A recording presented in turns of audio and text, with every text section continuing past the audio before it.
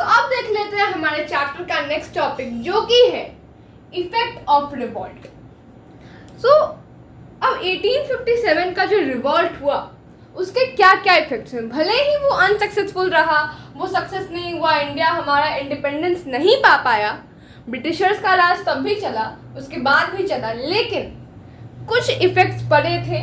Britishers को लगा, कुछ चेंजेस ब्रिटिशर्स ने किए उनके एडमिनिस्ट्रेशन में, क्योंकि उन्हें लगा कि अगर हम जैसे चल रहे थे वैसे ही चलते रहेंगे तो आगे भी रिवॉल्ट्स होंगे। एंड क्योंकि 1857 का रिवॉल्ट बहुत घातक था ब्रिटिशर्स के लिए, वो नहीं चाहते थे कि वापस से ऐसा कोई उनके खिलाफ रिवॉल्ट हो।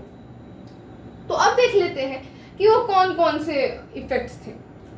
तो सबसे पहली बात, तो पहले क्या था, जो हमारी कंट्री थी उस पर जहाँ पर जिन एरियाज में कॉलोनियल रूल चलता था, ब्रिटिशर्स का रूल चलता था, उन पे तो ईस्ट इंडिया कंपनी का रूल चलता था। मैं पहले ही बता दूं, उस टाइम जो ब्रिटिश क्राउन थी वो डायरेक्टली इंडिया को कंट्रोल नहीं करती थी, वो ईस्ट इंडिया कंपनी को कंट्रोल में करती थी, कंट्रोल में रखती थी, क्योंकि वो उन्हीं के देश की कंपनी थी। तो और ईस्ट इंडिया कंपनी हम पे डायरेक्ट रूल करती थी। तो ईस्ट इंडिया कंपनी के हाथ में जब कंट्री थी तभी ये सारा रिवॉल्ट हुआ। तो क्या हुआ उसके बाद से, जो ब्रिटेन की गवर्नमेंट थी, जो इंग्लैंड की गवर्नमेंट थी, उसने कहा कि भाई देखो ईस्ट इंडिया कंपनी, तुमसे कोई काम नहीं होने वाला है, तुम इसको एडमिनिस्ट्रेशन इसका तुम ठीक से नहीं चला पा रहे हो, एक काम करो इसे हमारे हवाले कर दो। तो फिर क्या हुआ, जो इनके अंडर में रूल होता था हमारे कंट्री का, वो किसके हाथ में चला गया, ब्रिटिश क्राउन के हाथ में चला गया हमारी कंट्री का रूल, ब्रिटिश क्राउन के अंडर में। एक एक्ट पास किया था, गवर्नमेंट ऑफ इंडिया एक्ट 1858। इसी एक्ट के तहत ईस्ट इंडिया कंपनी से हमारी कंट्री का रूल लेके ब्रिटिश क्राउन के हाथ में दे दिया गया था। और भी बहुत सारे मॉडिफिकेशंस हुए थे। जो उस टाइम हमारे इंडिया का जो गवर्नर जनरल होता था, उस गवर्नर जनरल को वाइसरॉय का टाइटल दे दिया गया था। वो इसलिए दिया गया था क्योंकि उसको ऐसा दिखाया जाता था कि ये ब्रिटिश क्राउन का एक पर्सनल ऑफिसर है या फिर पर्सनल रिप्रेजेंटेटिव है ब्रिटिश क्राउन का। तो इसीलिए गवर्नर जनरल ऑफ इंडिया को वाइसरॉय का टाइटल दिया गया था। मैं बार बार रिपीट कर रही हूँ ताकि तुमको याद हो जाए। और सिर्फ इतना ही नहीं, हमारे इंडिया को अच्छे से रूल करने के लिए ब्रिटिश पार्लियामेंट में, क्योंकि उनका भी अपना कंट्री था तो उनमें भी पार्लियामेंट होगी, तो ब्रिटिश पार्लियामेंट में क्या किया गया, एक सेक्रेटरी बना, secretary of state, secretary of state, secretary of state. किसके लिए, हमारे इंडिया के लिए, ताकि ये सेक्रेटरी ऑफ स्टेट क्या कर सके, ये सेक्रेटरी ऑफ स्टेट हमारे इंडिया को अच्छे से रूल करने में हेल्प कर सके। और जितने भी गवर्नेंस से रिलेटेड मैटर्स होते थे उनके लिए सेक्रेटरी ऑफ स्टेट को ही जिम्मेदार ठहराया जाता था। हमारे इंडिया के जितने भी मैटर्स होते थे गवर्नमेंट से रिलेटेड, गवर्नेंस से रिलेटेड, गवर्न करने से रिलेटेड जितने भी मैटर्स होते थे, जितने भी अफेयर्स होते थे, ये सेक्रेटरी ऑफ स्टेट ही देखता था। और अब एक इंसान से तो इतना बड़ा इंडिया भाई संभलेगा नहीं, तो इसके लिए, इसके हेल्प के लिए भी बहुत सारे लोग ने, मतलब एक छोटा सा आप बोलो तो ग्रुप भी बनाया गया था। उस ग्रुप को हम बोलते थे द इंडियन काउंसिल। द जगह यहाँ पे लिख दे रही हूं मैं मिटा के, the Indian council, the Indian council. अब ये इंडियन काउंसिल क्या था, एक ग्रुप था जो क्या हेल्प करता था सेक्रेटरी ऑफ स्टेट को, वो सेक्रेटरी ऑफ स्टेट को एडवाइस भी देता था और उसको असिस्ट भी करता था, हेल्प भी करता था इंडिया को अच्छे से गवर्न करने के लिए। तो बहुत सारे चेंजेस हुए ब्रिटिश ईस्ट इंडिया कंपनी से। क्या किया गया, उसका जो रूल करने का हक था इंडिया पे से उसको ले लिया गया और डायरेक्ट ब्रिटिश क्राउन को दे दिया गया। फिर एक और चीज, अब ब्रिटिशर्स को समझ में आ गया था कि भाई हम अगर यहाँ पे अपनी ज़्यादा हरकतें दिखाएंगे तो ठीक नहीं है, हमें अच्छे से भगा दिया जाएगा हमें। जब 1857 का रिवॉल्ट हुआ था तो इनको एकदम एक तरह से बोलो तो बहुत इनकी बुरी हालत हुई थी। अब ये वापस से अपनी बुरी हालत करवाना नहीं चाहते थे, तो इन्होंने सोचा कि हम एक काम करते हैं, हम इनके ही अकॉर्डिंग चलते हैं, हम इंडियंस के अकॉर्डिंग में चलते हैं। तो इन्होंने क्या किया, अब बहुत सारे रूलर्स थे जिनकी इन्होंने टेरिटरीज ली थी। कुछ को डॉक्ट्रिन ऑफ लैब्स कहेगी कि तुमने अपना बेटा नहीं छोड़ा है, तुमने अडॉप्टेड बेटा छोड़ा है, तो हम उस अडॉप्टेड बेटे को नेक्स्ट किंग नहीं बनने देंगे, नेक्स्ट रूलर नहीं बनने देंगे। तो फिर क्या हुआ, इन्होंने मान लिया कि चलो भाई तुम्हें अडॉप्टेड सन को ही बनाना है, तुम्हारा अपना बेटा नहीं, तुम अडॉप्टेड सन को नेक्स्ट रूलर बनाना चाहते हो, अपना सक्सेसर बनाना चाहते हो, कोई टेंशन नहीं है, बना लो।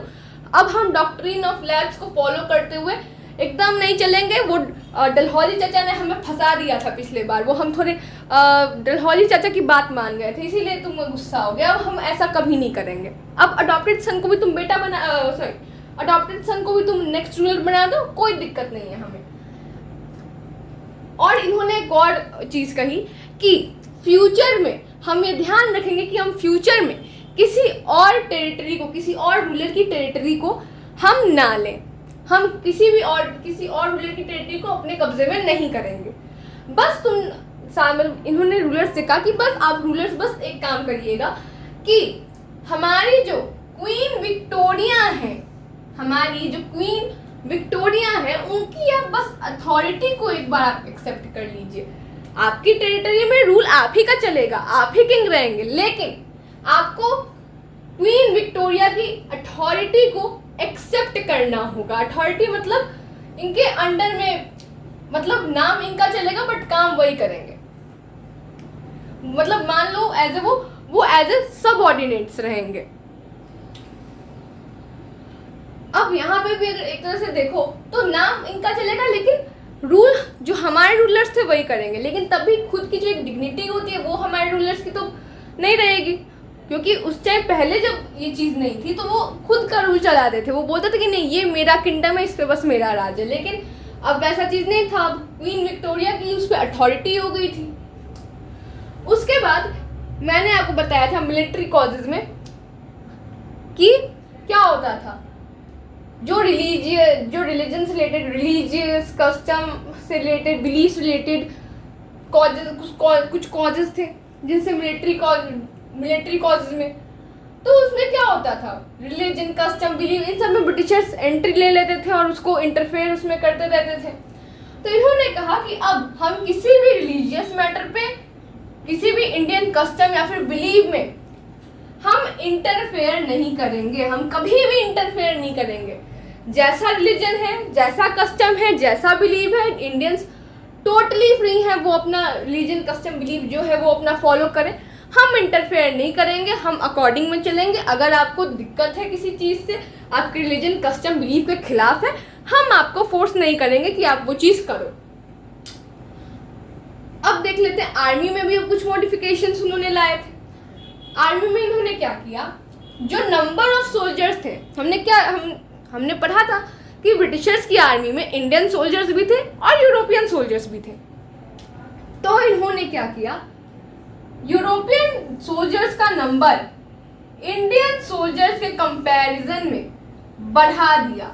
यानी इंडियन सोल्जर्स की, अब जो इंडियन सोल्जर्स का नंबर था वो आर्मी में क्या हुआ, वो कम हो गया और यूरोपियन सोल्जर्स का बढ़ गया। और ऐसा नहीं था इंडियन सोल्जर्स एकदम नहीं थे, इंडियन सोल्जर्स अभी भी वो लेते थे अपनी आर्मी में, बट वो मोस्टली कहाँ से होते थे, वो अवध, बंगाल, सेंट्रल इंडिया यहाँ से होते थे। और कुछ गुरखा सोल्जर्स, पठान सोल्जर्स, कुछ सिख सोल्जर्स, उनको भी ये लोग लेते थे। लेकिन तब भी यूरोपियन सोल्जर्स का जो नंबर था वो इंडियन सोल्जर्स के कंपैरिजन में बढ़ गया था। अब एक और चीज, अब जितना भी ये रिवॉल्ट हुआ भाई, वो तो उसके लिए तो ब्रिटिशर्स जिम्मेदार थे। वो ना अपनी हरकतें दिखाते, वो ना यहाँ के लोगों को पे अत्याचार करते, ना ही वो लोग फोर्स करते कि तुम क्रिश्चियनिटी में कन्वर्ट हो, ना ही रिलीजन यहाँ का हर्ट होता, जो जितना भी रिलीजन रिलेटेड चीज़ थे, ना बिलीफ हर्ट होता, जो भी बिलीव वो लोग फॉलो करते थे, ना ही वो आप पीजेंट्स में देखो, ना ही वो पीजेंट्स के साथ बुरा व्यवहार करते, या फिर जो भी उन्होंने बुरी चीज़ें की, जो भी उन्होंने अत्याचार किया इंडियंस पे, अगर वो नहीं करते तो 1857 का रिवॉल्ट नहीं होता। सारा जो रीजन है वो तो ब्रिटिशर्स है, लेकिन इन्होंने, वो कुछ लोग होते नहीं है जो अपनी गलती को दूसरे पर टालते हैं, तो इन्होंने क्या किया, 1857 के रिवॉल्ट का रीजन जो था वो इन्होंने मुस्लिम एरिस्टोक्रेसी पे डाल दिया कि भाई हम एकदम दूध के धुले हैं, हम एकदम भोले भाले हैं, हमारी कोई गलती नहीं है। ये सारा तो 1857 का रिवॉल्ट, ये तो मुस्लिम एरिस्टोक्रेसी के चलते हो रहा है। एंड उसके बाद से जितने भी मुस्लिम्स थे, ब्रिटिशर्स ने उन सारे मुस्लिम्स को सस्पिशन और हॉस्टिलिटी से देखा। हॉस्टिलिटी यहाँ पे होगा, सस्पिशन का मतलब हम सब जानते ही हैं, और हॉस्टिलिटी का मतलब होता है, यहाँ पे हॉस्टिलिटी होगा, यहाँ पे गलती से मैंने हॉस्टिली लिख दिया है, हॉस्टिलिटी।